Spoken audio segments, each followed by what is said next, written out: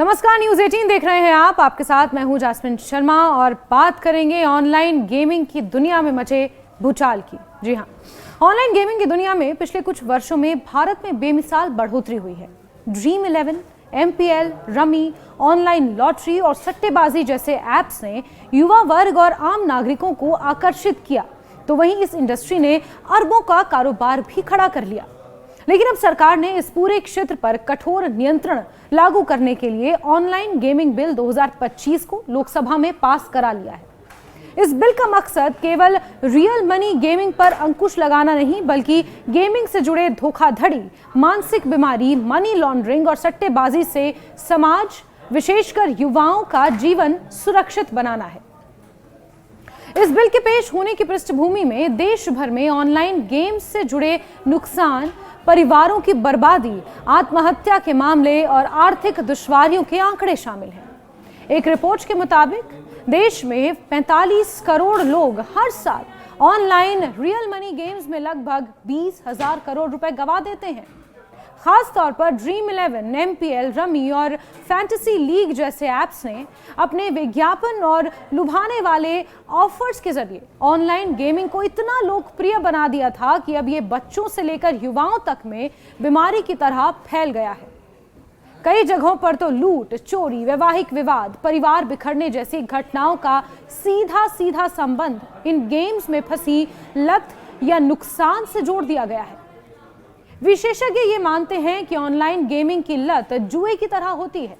एक बार कोई पैसा लगाकर जीतता है तो उसकी तकदीर, उम्मीदें बढ़ती जाती हैं। हारने पर फिर जीतने की चाह में लगातार और ज्यादा पैसा लगाना शुरू कर देता है। धीरे धीरे ये आदत मानसिक समस्या, आर्थिक बर्बादी और अपराध की वजह बनती है। सरकार इस खतरे को रोकना चाहती थी, इसलिए बिल में रियल मनी गेम्स यानी वो गेम्स जिसमें पैसे की बाजी लगती है, दांव या सट्टेबाजी होती है, उन्हें सीधा अवैध घोषित किया गया है। इसमें शामिल है fantasy sports, rummy, poker, lottery, online betting, सट्टेबाजी, ऑनलाइन लूडो और इस तरह के कई ऐप्स इसमें शामिल हैं। बिल के पास होने के बाद अब भारत में कोई भी कंपनी, व्यक्ति या ऐप रियल मनी गेम्स का प्रचार, संचालन या उस पर पेमेंट ट्रांजैक्शन नहीं कर सकेगा। अगर कोई ऐसा करता है तो उसके लिए सख्त सजा और जुर्माने का प्रावधान है। पहली बार अपराध होने पर 3 साल तक की जेल या 1 करोड़ रुपए का जुर्माना या दोनों। एडवर्टाइजिंग या प्रमोशन करने पर 2 साल की जेल या 50 लाख रुपए तक का जुर्माना या दोनों। और अगर कोई कंपनी बार बार यही अपराध करे तो 5 साल तक की जेल या 2 करोड़ रुपए तक का जुर्माना हो सकता है। इन मामलों में FIR दर्ज होने से आरोपी को सीधे गिरफ्तार किया जा सकता है और अपराध संज्ञेय और गैर जमानती है, यानी आरोपी को कोर्ट के सामने ही जमानत मिलेगी, पुलिस थाने में नहीं। बिल में यह भी व्यवस्था की गई है कि अगर कोई कंपनी फर्जी नाम से या VPN के जरिए किसी विदेशी सर्वर से इन ऐप्स का संचालन करती है तो उन पर भी यही सजा लागू होगी। सरकार इसके लिए एक नेशनल ऑनलाइन गेमिंग अथॉरिटी बनाएगी जो देश के सभी गेम्स की निगरानी करेगी। यही authority fantasy league, rummy, ludo, batting आदि गेम्स को अवैध घोषित करेगी, उनका लाइसेंस रद्द करेगी और उन पर कार्रवाई भी करेगी। इसके अलावा authority gaming content, data privacy, खेल में कोई एडिटिव या हानिकारक तत्व तो नहीं, इन सब की भी समय समय पर समीक्षा और गाइडलाइंस जारी करेगी। अगर कोई बैंक या payment gateway real money games के प्लेटफॉर्म को रजिस्ट्रेशन की सुविधा देता है तो उन पर भी सख्त कार्रवाई की जाएगी। सरकार ने ऑनलाइन गेमिंग को 2 भागों में बांटा है, ई स्पोर्ट्स और real money games. E sports में BGMI, call of duty, free fire जैसे इंडिविजुअल या टीम आधारित गेम्स आते हैं जिनमें पैसे की बाजी नहीं लगती। इनमें प्रोफेशनल टूर्नामेंट, स्पोर्ट्स गतिविधि और डिजिटल कौशल को बढ़ावा मिलता है। इन गेम्स को सरकार प्रमोट करेगी, उनके लिए डिजिटल स्पोर्ट्स इकोसिस्टम और प्रतियोगिताएं आयोजित की जाएंगी और खिलाड़ियों को भी सपोर्ट करेगी।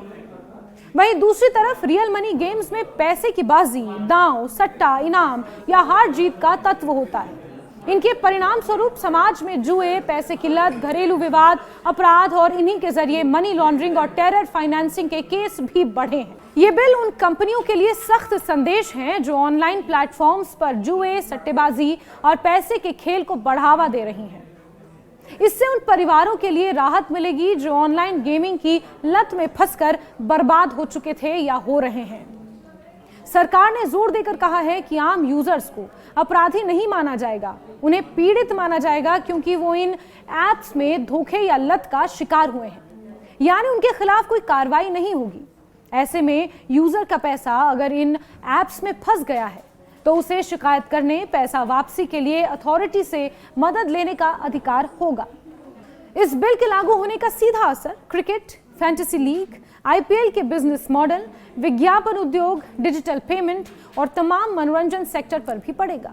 जहां एक तरफ मनी गेम्स के मामले में घाटा होगा, वहीं ई स्पोर्ट्स सेक्टर को ग्रोथ का नया मौका मिलेगा। नई गाइडलाइंस के मुताबिक कंपनियों को अपने प्लेटफॉर्म्स पर पैसे का कोई लेन देन, बोनस, इनाम या बाजी का ऑप्शन पूरी तरह से हटाना होगा, वरना सख्त कार्रवाई होगी। कई बड़े प्लेटफॉर्म्स ने अपने ऑपरेशन सीमित करने शुरू कर भी दिए हैं। युवाओं और समाज को जुए और सट्टेबाजी की लत, धोखाधड़ी, मानसिक तनाव, सामाजिक विघटन और फाइनेंशियल एक्सपोजर से बचाना सरकार का मुख्य उद्देश्य है। साथ ही digital transaction, payment gateway, banking industry के भीतर भी पारदर्शिता बढ़ाने और मनी लॉन्ड्रिंग, टेरर फाइनेंसिंग जैसी चुनौतियों को रोकना इस बिल का बड़ा मकसद है। शिक्षा क्षेत्र, अभिभावकों और स्वास्थ्य मंत्रालयों को भी एक्टिव भूमिका निभानी होगी ताकि साइबर जागरूकता और हेल्दी डिजिटल लाइफ को प्रमोट किया जा सके। अंततः अब भारत में ड्रीम 11, रमी जैसे असली पैसे वाले ऑनलाइन गेमिंग एप्स की जगह नहीं रहेगी। सरकार का संदेश साफ है, ऑनलाइन गेमिंग का भविष्य अब स्किल बेस्ड ई स्पोर्ट्स आधारित होगा, जिससे खेल की भावना, स्पर्धा और डिजिटल कौशल को ही प्राथमिकता दी जाएगी। पैसे की बाजी, सट्टेबाजी और जुए वाले सभी ऑनलाइन गेम्स, चाहे वो कितने भी लोकप्रिय, बड़े ब्रांड या विदेशी क्यों ना हो, पूरी तरह से अवैध और दंडनीय होंगे। आम यूजर्स को अपराधी नहीं, पीड़ित के रूप में मदद मिलेगी। ये बदलाव समाज, परिवार और देश के डिजिटल भविष्य के लिए बेहद जरूरी साबित होगा। करीब करीब पिछले 3-3.5 वर्षों से गेमिंग इंडस्ट्री के साथ बड़ा एंगेजमेंट रहा है, जिसमें जो अच्छे एलिमेंट्स हैं गेमिंग इंडस्ट्री के, जो आप अगर देखें, gaming industry basically gaming sector के 3 सेगमेंट्स हैं। पहला सेगमेंट है ई स्पोर्ट्स, दूसरा सेगमेंट है ऑनलाइन सोशल गेमिंग, तीसरा सेगमेंट है online money gaming. E sports और ऑनलाइन सोशल गेमिंग के अच्छे प्रभाव हैं, उसको एनकरेज करने का प्रयास किया गया है, और जो ऑनलाइन मनी गेमिंग है उसके समाज पे जो हानिकारक प्रभाव है उसको पिछले कई वर्षों से कंटेन करने का, उसको रोकने का, समाज में हानि न हो उसके प्रयास ऑलरेडी किए जा रहे हैं और इंडस्ट्री के साथ लंबे समय से एंगेजमेंट रहा है। इससे पहले भी अच्छे प्रयास किए गए हैं और अब इस बिल को लाने की ज़रूरत इसलिए है कि समाज में जो क्षति हो रही है, जो नुकसान हो रहा है, वो बहुत ही एक सिग्निफिकेंट लेवल पहुंच चुका है। कई ऐसे परिवार हैं जिसमें पूरे जीवन भर की कमाई चली जाती है ऑनलाइन मनी गेम्स में। कई ऐसे इंस्टेंसेस है जिसमें सुसाइड कमिट कर रहे हैं। एक अभी हाल ही में टाइम्स ऑफ इंडिया की ये रिसेंट रिपोर्ट है 20 तारीख की, जिसमें कहा गया कि कर्नाटक में 31 महीने में 32 सुसाइड्स। एक तरीके से समाज पे बहुत बहुत बड़ा नेगेटिव इम्पैक्ट आ रहा है, तो इसीलिए बहुत ज़रूरी है कि इस बिल को आगे ले जाया जाए और समाज का जो गेमिंग के अच्छे एलिमेंट्स हैं उनको प्रमोट करें, एनकरेज करें, और जो गेमिंग के नेगेटिव इम्पैक्ट है उसको कंटेन करें।